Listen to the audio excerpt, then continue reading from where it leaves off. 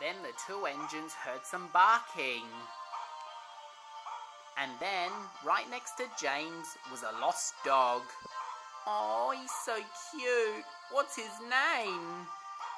I don't know, James. But looks like that dog doesn't have an owner. The poor dog was all scared and lonely. Don't worry, doggy, laughed James. You can sleep in my cab. The dog was very happy. So, the dog climbed into James's cab.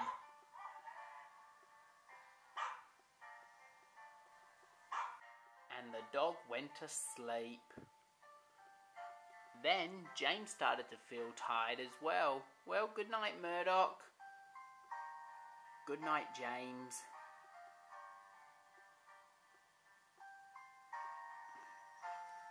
The next morning, the Fat Controller arrived at the sheds. He looked very worried.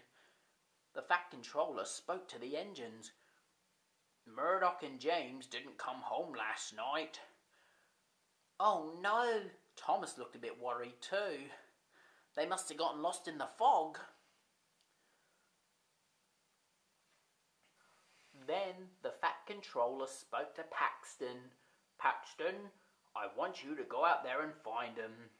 Right away, sir. They might be at the Blue Mountain Quarry. Down at the Blue Mountain Quarry, Skarloey was in a siding, and Paxton rolled up to him. Whoa, slow down there, Paxton. You're in a bit of a hurry. Skarloey, have you seen Gordon and Murdoch? I'm afraid not, Paxton. Why? They didn't come home last night. They got lost in the fog.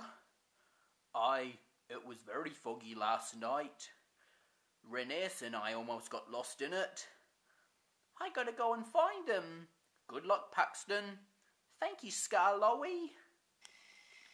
So Paxton set off to find the two engines. They wouldn't have gone too far.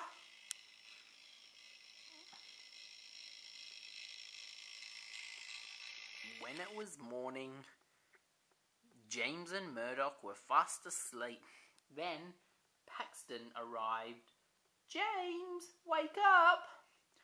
Paxton! Oh, am I glad to see you?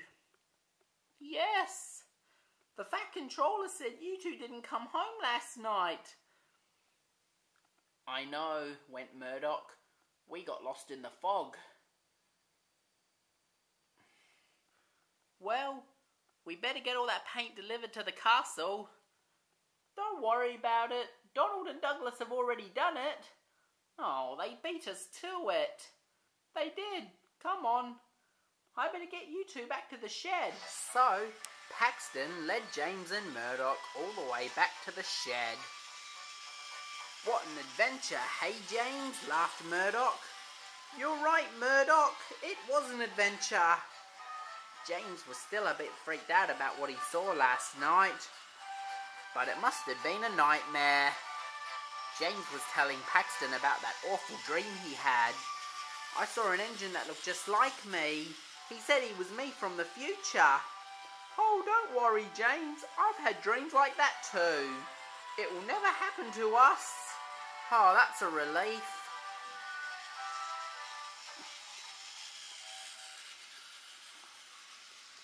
Soon, James, Murdoch and Paxton were back at the sheds. The engines were telling Thomas and Gordon about their night out. Then, the Fat Controller arrived. The Fat Controller spoke to James. Oh, James, I'm glad you and Murdoch are safe. Me too, sir. I was very worried about you both.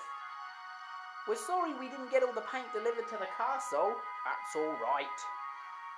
Donald and Douglas have finished it all. That's good, so lots of visitors will be coming to have a look at it. And then the Fat Controller was in for a surprise. A dog jumped out of James's cab. The Fat Controller was surprised. Who's that? It's a lost dog, sir. Murdoch and I, we found him last night. He doesn't have an owner, and He doesn't know where he is. Well, I've always wanted a dog, said the Fat Controller. You're not going to call the pound, said Paxton. No, Paxton, I think I'll keep him. I'll call him Pongo. That's a very nice name for a dog. It sure is. The Fat Controller was very happy to have a dog. Welcome to the family, Pongo. Later that day, the Fat Controller was at the station with Pongo when Thomas arrived. Hello, sir. I like your new dog. Why, thank you, Thomas. Would it be alright if he went for a ride in your cab? No problem. So Pongo climbed into Thomas's cab, and the Fat Controller hopped inside Annie, and they set off to the new castle. Pongo was having a lovely time. Thomas took him all around the island. Lots of beautiful places and a lovely countryside.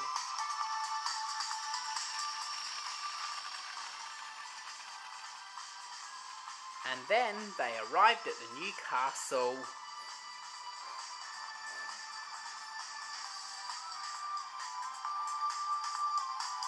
Thomas liked the look of it. Wow, Donald and Douglas had done a really good job. And the castle looked as good as new.